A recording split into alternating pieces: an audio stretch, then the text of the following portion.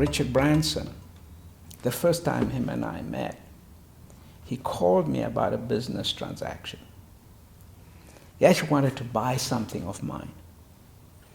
And I said to him, the reason I can't sell you this is that I don't know what to do with the money. I'm not into ballooning and the things you do. And he said to me, what kind of guy are you? So he says, okay, so we can't do business together. What can we do together? I said, something good.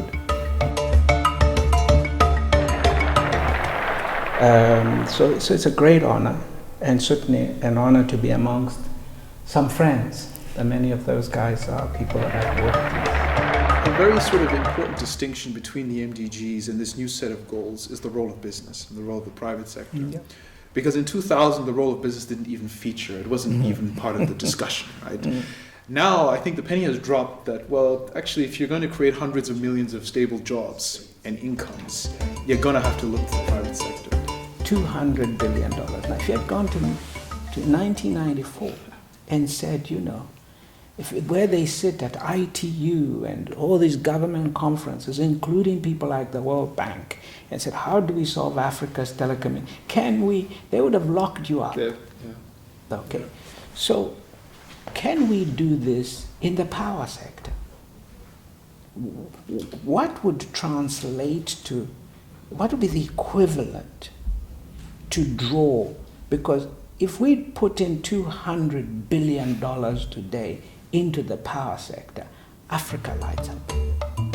And it was a very good intersection with my wife because that's what she wanted to work on.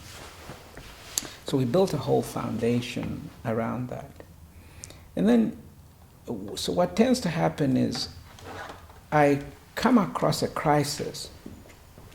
I need to respond to that crisis, but I try to respond to it with the tools that I have at my disposal. 4 students across an African continent may not be much, okay, but we only need to do something, each one of us, that's all, So one kid to school is fine, it matters to him. It may not change the world, but it will change him. And that's enough. That's the best way to approach it.